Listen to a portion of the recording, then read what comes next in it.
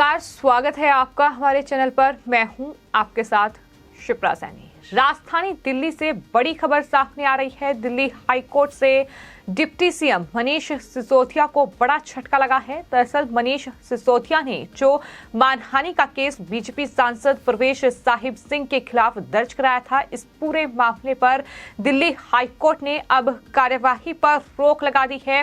दरअसल निचली अदालत में मानहानि मामले की कार्यवाही पर ये रोक लगाई गई है। ये बड़ा झटका आम आदमी पार्टी और मनीष सिसोदिया के लिए है। तो वहीं आपको बता दें, दिल्ली के उपराज्यपाल वीके सक्सेना और आम आदमी पार्टी के राष्ट्रीय संयोजक अरविंद केजरीवाल के बीच जो टकराव चल रहा है, उस बीच एक और बड़ी खबर है। अब एलजी ने एक बार फिर दिल्ली के मुख्यमंत्री अरविंद केजरीवाल को कल शाम 4 बजे एलजी जो निवास है वहां पर कैबिनेट मंत्रियों और साथ ही किसी भी 10 विधायकों के साथ आने के लिए कहा है। यानी एक बार फिर उपराज्यपाल और मुख्यमंत्री अरविंद केजरीवाल की मुलाकात होगी। तो इस मुलाकात में क्या इन तमाम मुद्दों को लेकर सुलह हो पाएगी, ये बड़ा सवाल है। लेकिन सबसे पहले बात दिल्ली हाईकोर्ट के फैसले की करेंगे, जो मनीष सिसोदिया के लिए बड़ा झटका है। चूंकि पूरा मामला बीजेपी सांसद परवेश साहिब सिंह वर्मा से जुड़ा हुआ है। कोर्ट ने उन्हें बड़ी राहत देते हुए उनके खिलाफ निचली अदालत में मानहानि मामले की कार्यवाही पर रोक लगा दी है। परवेश साहिब सिंह वर्मा के खिलाफ मानहानि का ये पूरा मामला आम आदमी पार्टी के नेता और दिल्ली के डिप्टी सीएम मनीष सिसोदिया ने दाखिल किया था। सिसोदिया ने स्कूलों में कक्षा के निर्माण में भ्रष्टाचार का आरोप लगाए जाने के बाद परवेश साहिब सिंह के खिलाफ ये मानहानि का केस दायर किया था। साथ ही आपको ये बता दें कि भ्रष्टाचार के जो आरोप मनीष सिसोदिया पर लगे थे, उसके बाद सिसोदिया ने न सिर्फ परवेश साहिब सिंह वर्मा बल्कि इसके अलावा बीजेपी के 6 नेताओं के खिलाफ मानहानि की ये शिकायत दर्ज कराई थी। और जस्टिस दिनेश कुमार शर्मा ने मामले में शिकायतकर्ता आम आदमी पार्टी के नेता मनीष सिसोदिया को नोटिस जारी करके अपना पक्ष रखने के लिए कहा था। लेकिन अब दिल्ली हाईकोर्ट ने निचली अदालत की कार्यवाही पर ही रोक लगा दी है। इससे पहले बीजेपी सांसद परवेश साहिब सिंह वर्मा ने निचली अदालत द्वारा मामले में बतौर आरोपी समन जारी किए जाने को दिल्ली हाईकोर्ट में चुनौती दी है। इस मामले में निचली अदालत ने 28 नवंबर 2019 को परवेश साहिब सिंह वर्मा के अलावा बीजेपी सांसद हंसराज हंस, मनोज तिवारी और भी अन्य को बतौर आरोपी समन जारी किया था। न्यायालय ने इस मामले की अगली सुनवाई 10 मार्च को होगी। इससे पहले दरअसल दिल्ली हाईकोर्ट ने बीजेपी सांसद हंसराज हंस और पार्टी नेता मनजिंदर सिंह सिरसा, साथ ही पार्टी के जो प्रवक्ता हैं हरीश खुराना, उनके खिलाफ भी कार्यवाही पर रोक लगा दी थी। मानहानि के इस मामले में आरोपी बीजेपी नेताओं को निचली अदालत से जमानत मिली हुई है। निचली अदालत में ये पूरा मामला, जहां इन तमाम जो मानहानि का जो केस मनीष सिसोदिया ने जिनके खिलाफ दायर किया था, उन्हें आरोपी बनाया गया और समन जारी किया गया, जिसको लेकर दिल्ली हाईकोर्ट का रुख इन नेताओं ने किया था। जिसके बाद अब परवेश साहिब सिंह वर्मा के इस पूरे मामले पर यह फैसला दिल्ली हाईकोर्ट ने दिया है, जिसमें उन्होंने कहा है जो निचली अदालत की कार्यवाही है इस पूरे मामले पर, उस पर रोक लगाई जाए। तो मनीष सिसोदिया और आम आदमी पार्टी के लिए ये बड़ा झटका है। आपको ये बता दें कि सिसोदिया ने भ्रष्टाचार के आरोप लगाने के लिए वर्मा समेत बीजेपी के 6 नेताओं के खिलाफ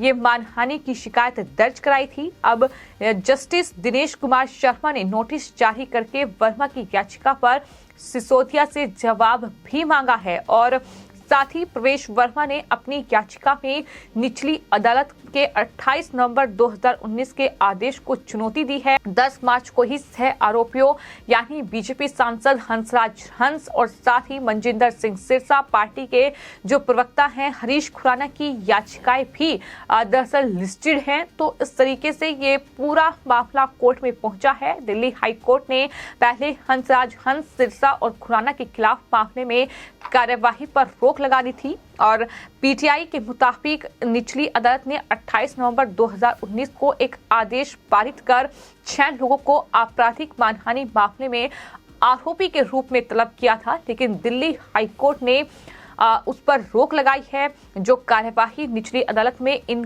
6 लोगों के खिलाफ चल रही है। सिसोदिया ने दिल्ली सरकार के स्कूलों में क्लासरूम के निर्माण की लागत बढ़ाकर भ्रष्टाचार का आरोप लगाने के लिए बीजेपी के सांसद मनोज तिवारी, हंसराज हंस वर्मा, साथ ही मनजिंदर सिंह सिरसा, इसके अलावा हरीश खुराना के खिलाफ ये शिकायत दर्ज कराई थी। और इस पूरे मामले में ही दिल्ली हाईकोर्ट का ये बड़ा फैसला सामने आया है, जहां परवेश साहिब सिंह वर्मा को ये बड़ी राहत दिल्ली हाईकोर्ट से इस मानहानि के केस में मिली है। लेकिन वहीं मनीष सिसोदिया और आम आदमी पार्टी के लिए ये बड़ा झटका है कि किस तरीके से जो क्लासरूम के निर्माण में भ्रष्टाचार किया गया है, जिसको लेकर उपराज्यपाल भी दरअसल इसको लेकर पूरे एक्टिव नजर आ रहे हैं कि किस तरीके से ये घोटाला किया गया है। जांच का दायरा लगातार मनीष सिसोदिया के खिलाफ बढ़ रहा है और उन सब के बीच ये मानहानि का केस बीजेपी के 6 नेताओं के खिलाफ दर्ज कराया गया था।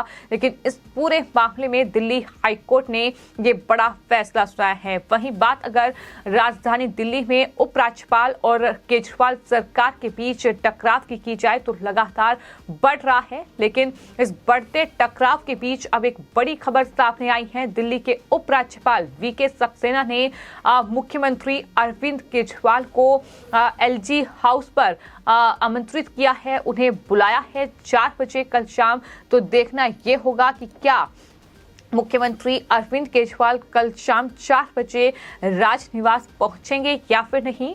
जो जानकारी सामने आई है उसके मुताबिक मुख्यमंत्री अरविंद केजरीवाल के साथ साथ ये कहा गया है कि अपने कैबिनेट मंत्रियों और किसी भी 10 विधायकों के साथ वो आए। ये जानकारी फिलहाल सामने आई है। तो निगाहें सबकी टिकी हुई हैं कि आखिर कि क्या एलजी हाउस उपराज्यपाल से मिलने के लिए केजरीवाल पहुंचेंगे, क्योंकि इससे पहले अरविंद केजरीवाल ने जिस तरह से एलजी के खिलाफ जिन शब्दों का इस्तेमाल किया है, जिस तरह से लगातार आम आदमी पार्टी के तमाम नेता उपराज्यपाल वीके सक्सेना के खिलाफ बयानबाजी कर रहे हैं, जिस तरह से लगातार उपराज्यपाल पर हमले बोले जा रहे हैं, उन सब के बीच सवाल यही है कि क्या ये तल्खी जो है, ये टकराव जो है वो कम होगा इस मुलाकात के बाद या नहीं होगा। क्योंकि काफी लंबे समय से कई मुद्दों को लेकर ये तनातनी चल रही है। लगातार अरविंद केजरीवाल सरकार दिल्ली के उपराज्यपाल वीके सक्सेना पर दिल्ली सरकार के काम में बाधा डालने का आरोप लगा रही है और केजरीवाल जिस तरह की भाषा का इस्तेमाल कर रहे हैं, वो ये कह रहे हैं कि कहां से आया एलजी, कौन एलजी।